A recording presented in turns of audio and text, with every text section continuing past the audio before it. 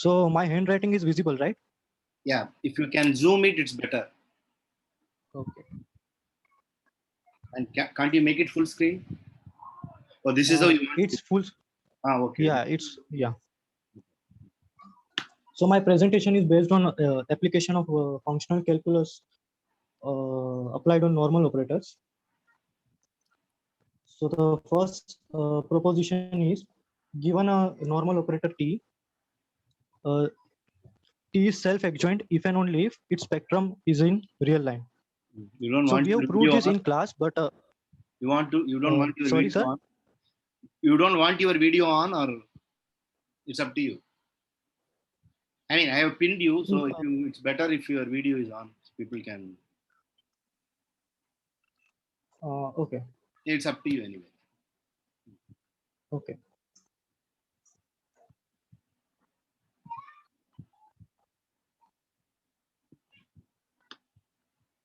Yeah, I don't see the file now.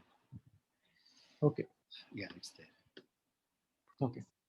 So the first statement is T is self-adjoint if and only if its spectrum lies in real line.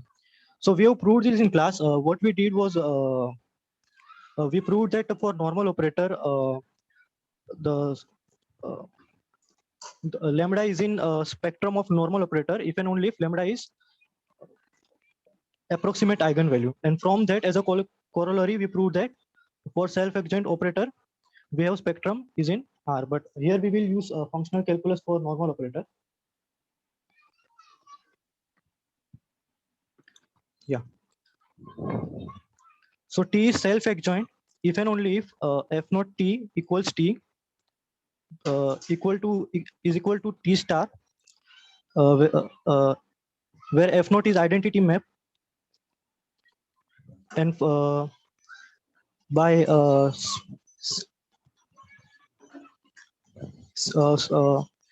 f naught T star, which is also written as f naught bar T. So this is equivalent to saying that f naught T is equal to f naught bar T. And this is equivalent to saying that T is equal to T bar for all T in spectrum, which is equivalent saying that all the spectrum values are real.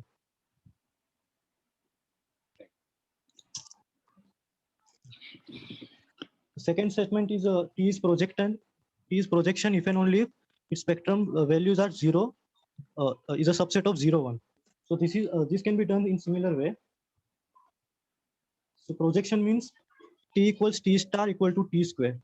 This is equivalent to saying that f naught of T equal to f naught of T square, which is equal to f naught square T. Here we are using C star homomorphism, and since that pi map is isometric, this is equivalent to saying that f naught T equals f naught square T for all T in spectrum. So this is equivalent to T is equal to T square for all T in spectrum of T, and hence we get the result.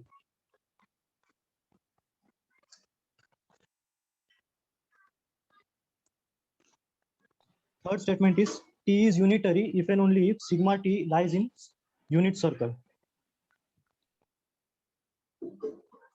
So this can be done similarly.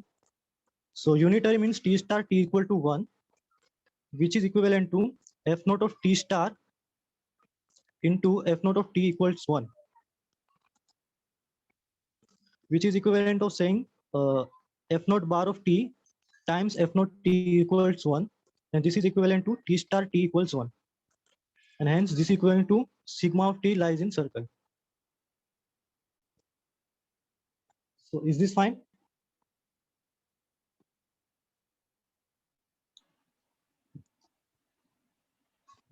Sure. Yeah. Okay.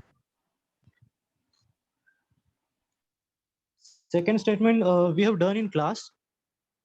So this is about a positive operator. So but we didn't include the statement, that is A is normal and sigma the spectrum of A lies in 0 to infinity. But this is easy to see. The statement D is equivalent to statement C, because C implies D is immediate. If A is self-adjoint, it is normal, right? And converse is also easy because if A is normal and its spectrum lies in real line, then as we saw earlier in last proposition, then A is self-adjoint. So we have done in this in the class.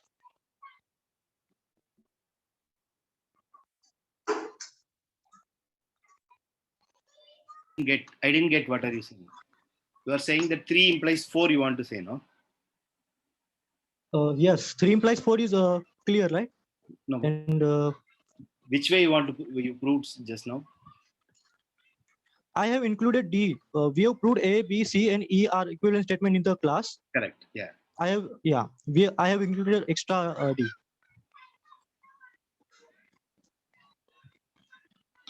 So C implies D is immediate, and to prove D implies C, since so assume D, that is A is normal and its spectrum is lies in positive real line. In particular, its spectrum is Okay. in yeah. Sure. So in class we proved that if any of this statement is true, then we say that A is positive operator. Then we prove that there is a square root. But here we will, in third statement, we will prove extra. That is, the square root is unique and positive. So first we will see that the square root is not unique. The positive square root is unique. yes, positive square root is unique. So first we will see that from 2 we know that there exists a self-adjoint operator B such that B square is equal to A. Now we will see that B is positive. So f of t equal to square root of t lies in set of continuous function on spectrum of A. This is how we got B. That is, B was f of A by applying continuous functional calculus on A. But note that here f is a positive function. So by spectrum mapping theorem, we can conclude that B is also positive.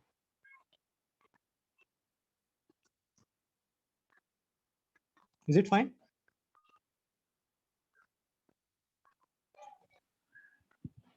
Well, you are saying that there exists a positive square root. You just take the root t. You know the spectrum is contained in 0 infinity. You just take the root t function that gives the positive square root. Yeah, right. That's what you are saying. Yes. You are not using the fact that there exists a square root from the earlier thing. Yes. Now we will prove the uniqueness of a positive square root. So suppose B1 is another positive square root for B, A. Since B lies in star algebra generated by A, which is contained in star algebra generated by B1. This is because A is equal to B square, B1 square, and star algebra generated by B1 is isometrically isomorphic to a set of all continuous function on spectrum of B1.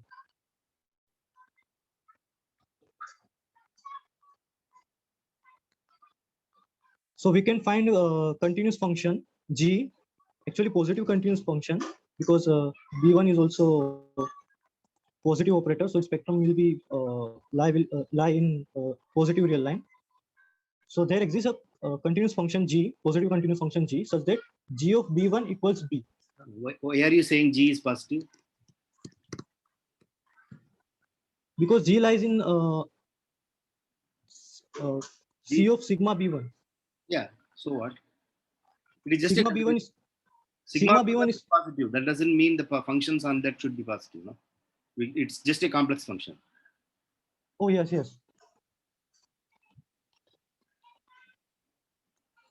Oh, I mean yeah. G need, I mean, here at least, I mean, it will turn out, but it will, G is not positive. You are not, there is no, you can't conclude G is positive. Yes. Here.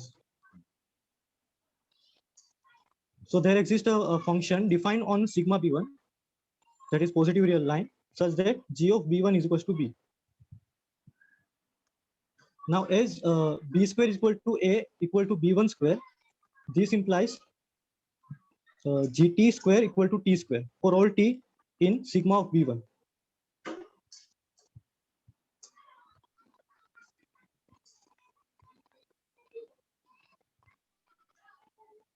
And since sigma of b1 lies in 0 to infinity, that is the function is the function domain is positive, is in positive real line. This implies g of t is equal to t for all t in sigma of b1, and this implies b is equal to b1.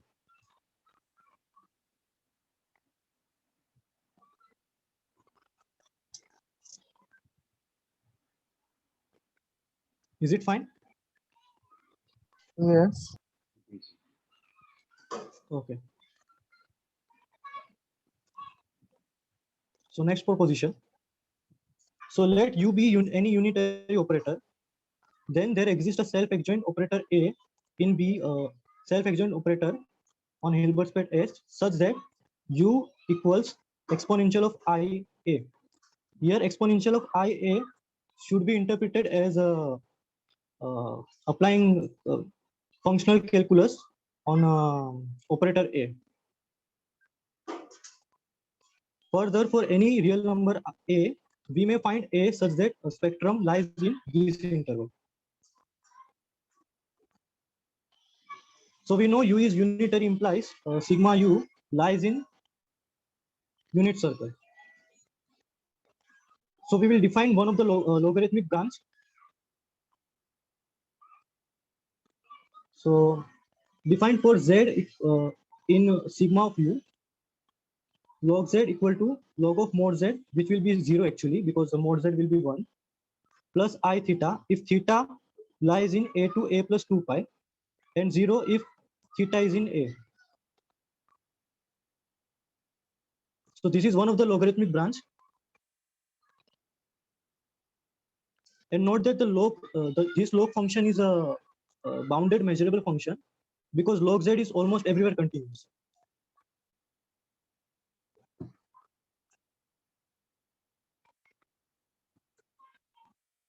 Is it okay?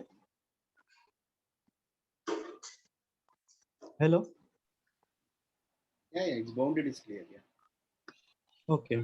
Also note that this log has a of course property that exponential of log of Z equal to Z almost everywhere as a function in L infinity.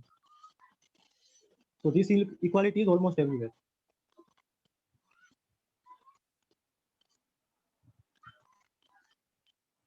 So we can apply measurable functional calculus for normal U. Note that U is unitary, so in particular it is normal. So we can apply measurable functional calculus for normal U on function minus I log Z. So we get a function minus I log U, which we denote by A.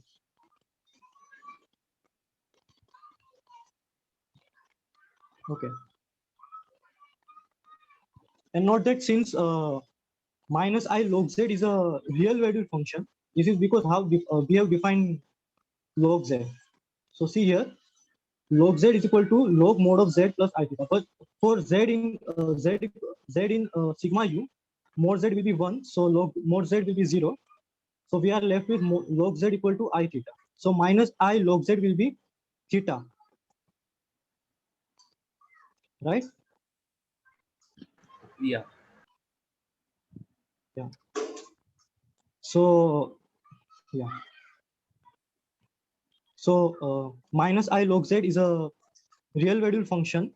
So by spectral mapping theorem, we conclude that A is self-adjoint.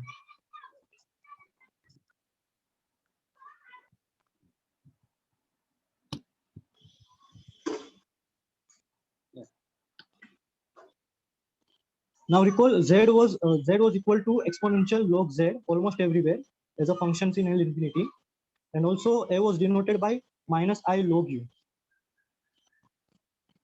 Now we can now since A is self-adjoint, we can apply functional calculus for self-adjoint operator A on a function e raised to minus iz. So e raised to minus I A makes sense here. So this is a well-defined operator e raised to IA. By applying functional calculus for self-adjoint operator A on a function e raised to iz.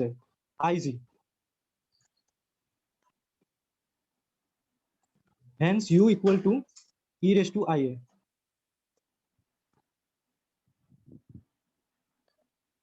Yeah. also note that spectrum of A equal to spectrum of minus I log U. So minus I log Z was our function. So we can apply spectral mapping theorem to conclude minus I log of sigma U. And this was a log of by definition of log, it will be lie in A plus interval A to A plus 2 pi.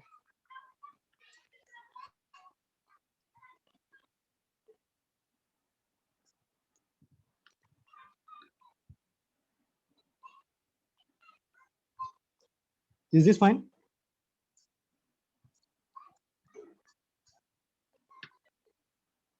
Hello? Or should I repeat?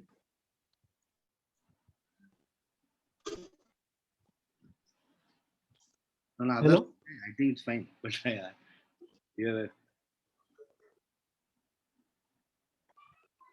Could you show the statement once?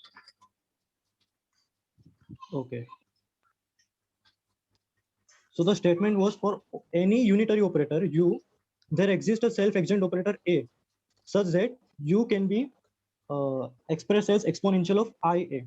So here exponential of IA makes sense because A is self-adjoint and it is interpreted as a applied functional calculus for a self-adjoint operator A on this function exponential IZ.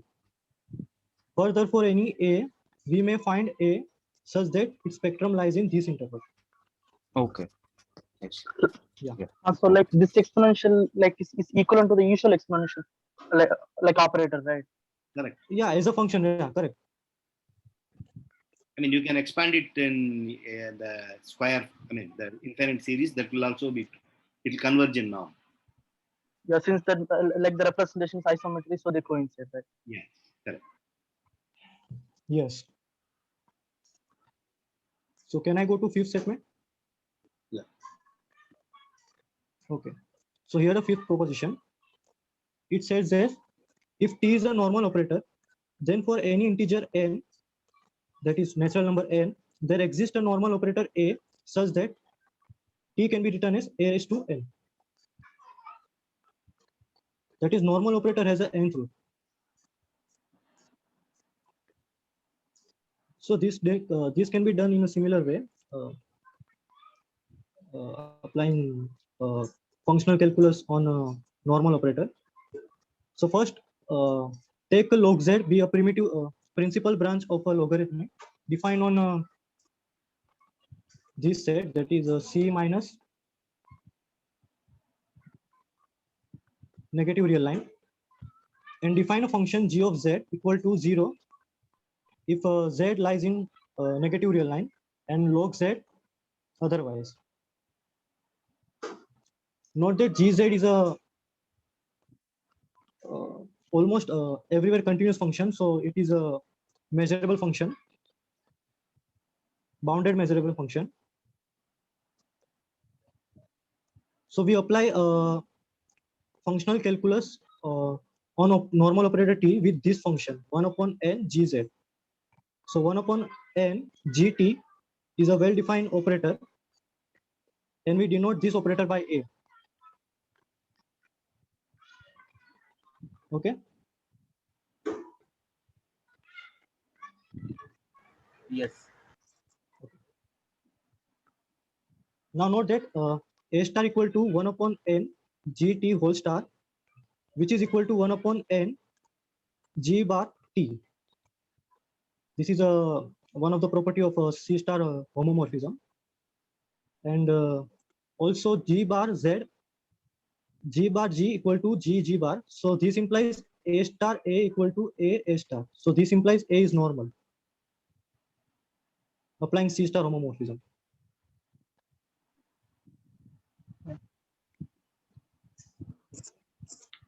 Yeah, all our functions are normal because they are defined. Yeah. Now note that as a function e raised to 1 by n gz whole raised to n equal to z almost everywhere. This is because gz was defined as a log function almost everywhere. So these two functions coincide almost everywhere. as a function in L infinity.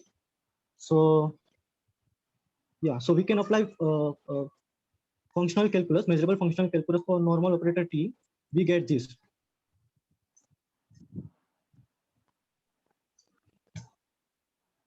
Okay.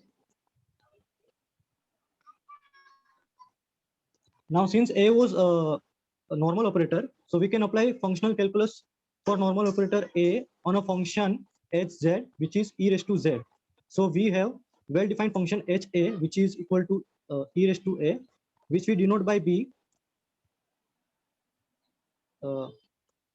And similarly, this b also normal. Now recall a was 1 upon a, 1 upon n gt, and e raised to 1 upon n gt whole raised to n was t. So this exponential makes sense because of this e raised to a. So e raised to a makes sense, which we denote by b. So here we have normal b whose nth power is equal to t. But while defining, you removed the negative real line. No? Yes. The So it was a measurable function. Measurable function. No, it's measurable function, right? But why the g power n should be equal to that almost everywhere? Almost everywhere is with respect to this measure, no?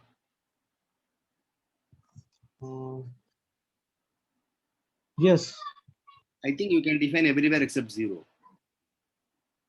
You can take a branch, but right? Right.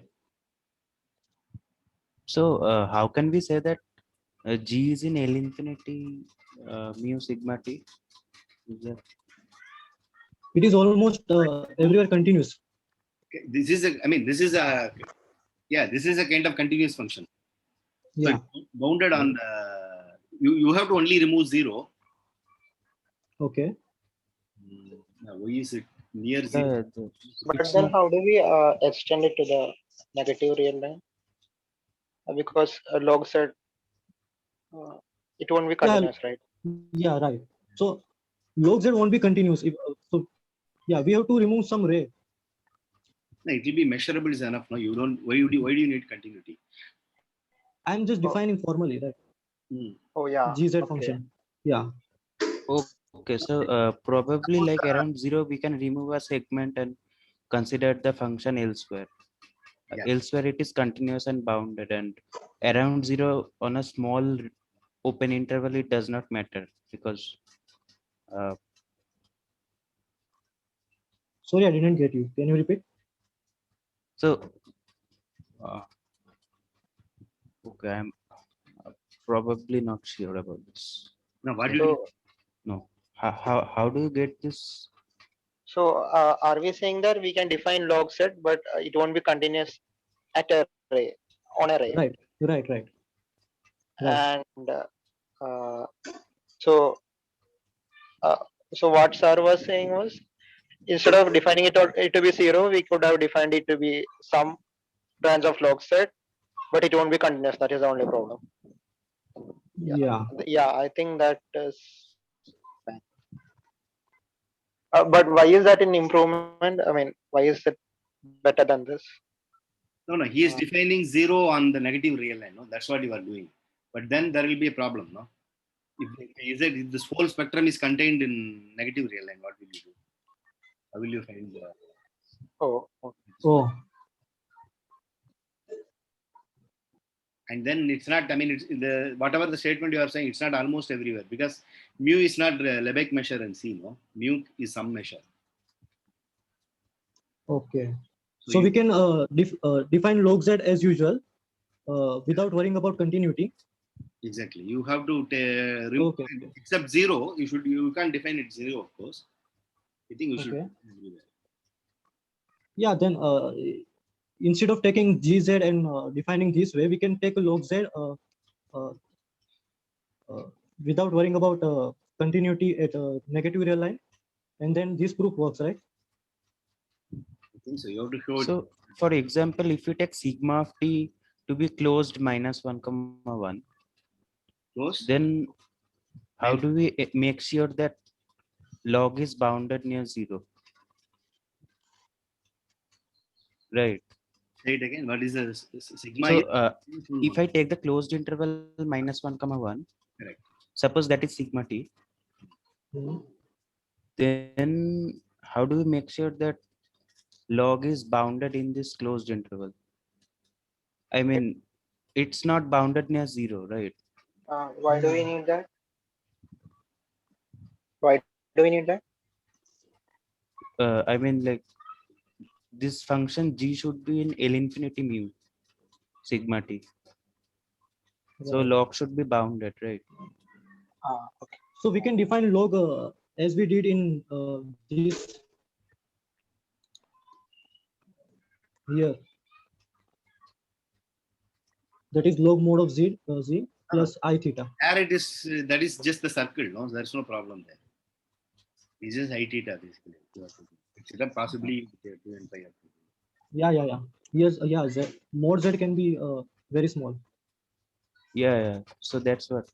Like if mod z is very small, then log just goes off to minus infinity, right?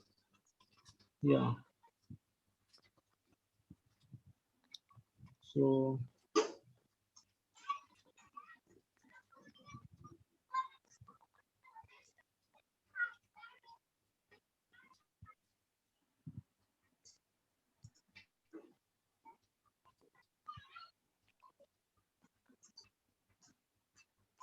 maybe we can for that interval we can define Right. That example some you can define it. Some this may not work, but then for that example you can define some function whose power is this, whose nth power is this. That is possible. You can explicitly write a function, but then this proof will not work there. That's all. okay. You just have to get a function, bounded function, whose nth power is this. That's all. So Okay. that you should attain it through log, but as he says,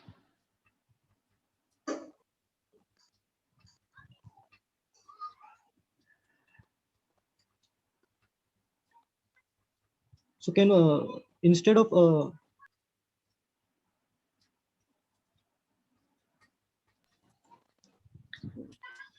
should I move to next proposition? we will sort it out later. I will sort it out later. Okay. So here are six You proposition. can sort it out later and then tell us. Okay, that's also possible. Yeah. Okay. So here are six proposition. So any self-adjoint operator T admits a unique decomposition T as a T plus minus T minus, where this each T plus and T minus are a positive operator, and T plus T minus equals 0, which is equal to T minus T plus.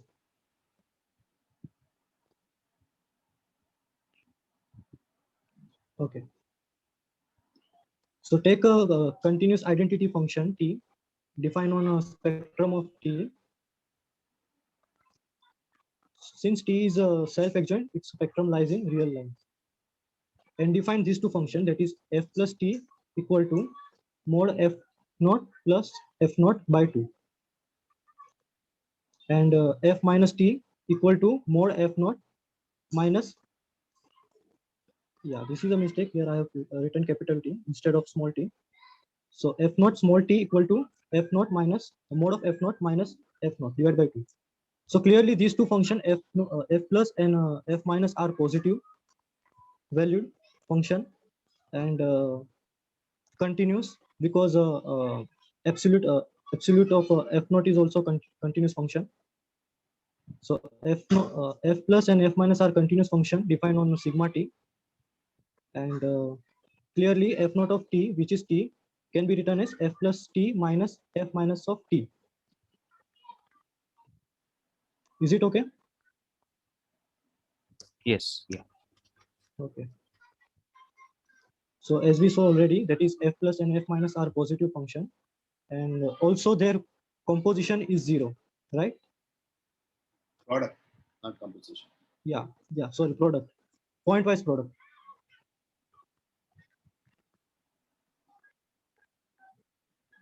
This is because where f plus is non possibly non-zero, f minus will be 0. That's how we define this function. Okay. Now we can apply since t is self-adjoint, we can apply continuous functional calculus on for our self-adjoint operator t on these functions. So we will get f naught of t equal to f plus of t minus f minus of t. Now since f plus and f minus are a positive valued function, by spectrum theorem, f plus t and f minus t will be positive operator. And clearly f plus t was a real valued, so yeah, it will be, so its spectrum will be 0 to infinity. In particular, f plus t and f minus t are positive operators.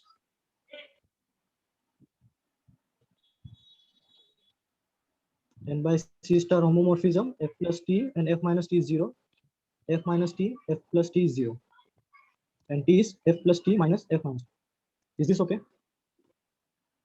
Yeah. Okay. Now to check for uniqueness, that is, let t, suppose t can be written as a plus minus a minus, with a plus and a minus as a positive operator, and their composition, that is a plus a minus 0 and a minus a plus 0. Yeah. Now note that a plus plus a minus the whole square. Okay. Can I take a break for 1 minute, few seconds?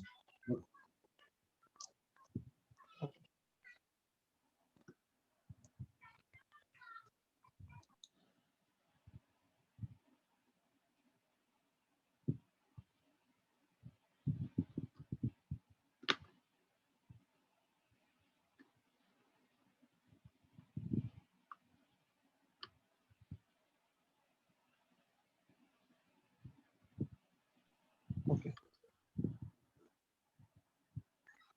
Okay. So to check for uniqueness, let t be written. So a plus plus a minus the whole square will be a plus square plus a minus square plus a plus a minus plus a minus and a plus. Now we know this these two terms are 0, and again this can be written as also written as a plus minus a minus the whole square. This is equal to t square, which is also equal to mod of t square. Here mod of t represents the image of continuous functional calculus applied for self-adjoint operator t on a positive function f f of t equal to mod of t. So we have a positive valued function, that is f of t is equal to mod of t, and we apply continuous functional calculus on the for our adjoint operator t on this function. So we get a operator f of t, which we denote by mod of t. This will be positive because this f is a positive value. We're using t self-adjoint. Yeah. That's why t square equal to mod t square.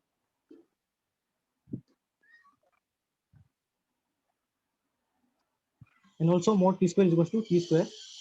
But note that mod t and this operator, that is a plus a minus, which is also positive, are two positive square roots of mod t square, right? Because of this equality, a plus plus a minus the whole square equal to mod of t square.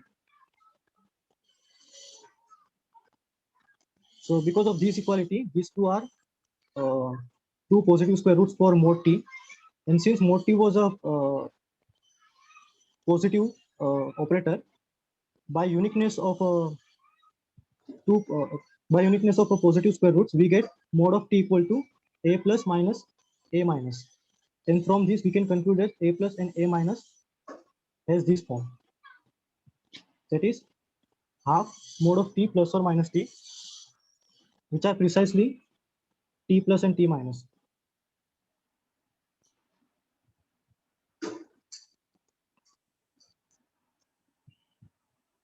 So we prove the uniqueness. Is this okay?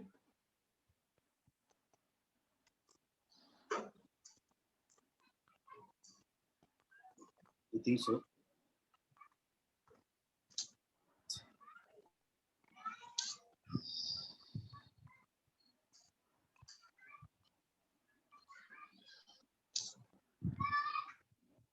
Wait.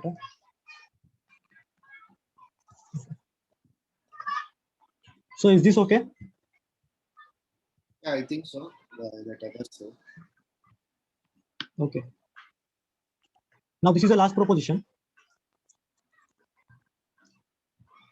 So any self-adjoint contraction. So here by contraction we mean the norm of operator is less than equal to 1. So any self-adjoint contraction is expressible as average of at most 2 unitary operators, and hence any operator is expressible as a linear combination of at most 4 unitary operators. This is because any operator T can be written as a sum of a self-adjoint operator. That is, if Z is any operator, then Z can be written as X plus IY, where X and Y are self-adjoint. So if we can prove this result that any self-adjoint operator can be written as a average of at most 2 unitary operators, then this will prove the second statement of this proposition. That is, any operator is expressible as a linear combination of at most 4 unitary operators.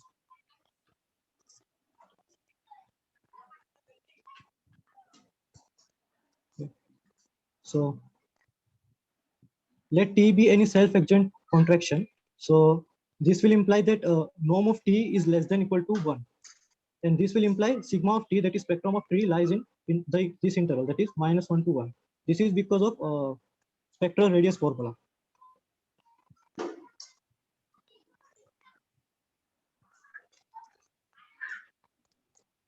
Now we will define two functions, v plus and v minus, as follows. So define v plus of T equal to T plus I of square root of 1 minus T square for all T in -1 to 1. And similarly, v minus of T equal to T minus I of square root of 1 minus T square.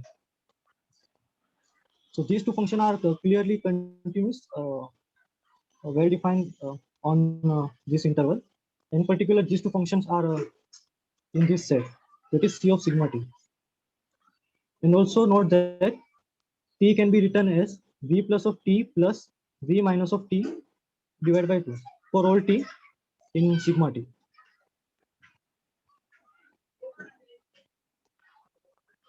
And norm of these two functions, yeah.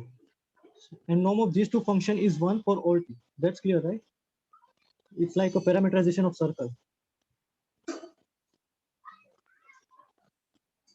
Yes.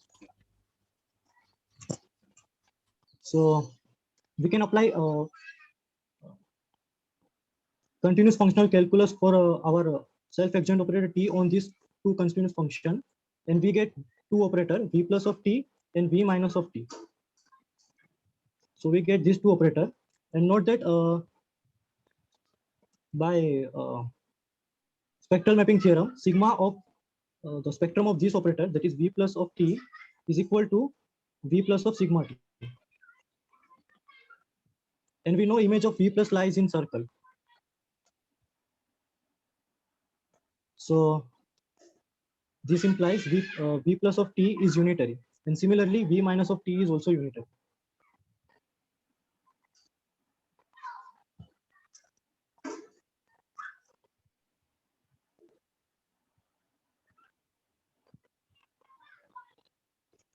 And yeah, and T can be written as average of these two unitary operators.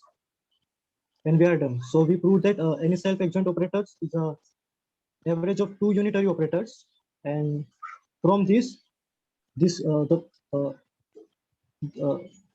so since any operator can be written as a, so any operator Z can be written as a sum x plus iy, where x and y are self-adjoint operator, we can conclude that any operator can be written as a linear combination of at most 4 unitary operators.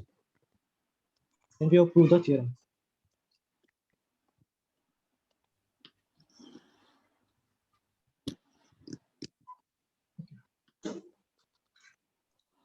So nu plus and nu minus, the way they were defined. So nu plus of T times nu minus of T turned out to be 1 itself, right? In Sorry? So So it's, the way we define nu plus of t, we have that nu yes. plus of t times nu plus t bar is 1. And from that also, like we can say that the corresponding Yeah, yeah, operator yeah. is unitary, Yeah. right? Yeah. Yeah. So the these the image of this function line on circle. Yeah, the spectrum. Yes.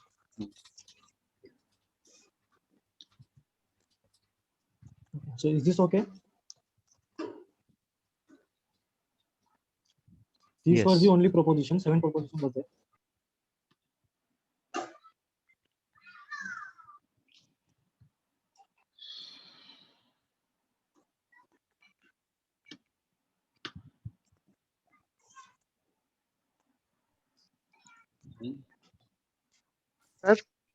Will the slides be shared? Yeah, I can share. I can share the notes except the that one question. Yeah, he will send it to Aniruddhan, so he will put it in the website. Okay. Thank So if it is done, shall I will close the session.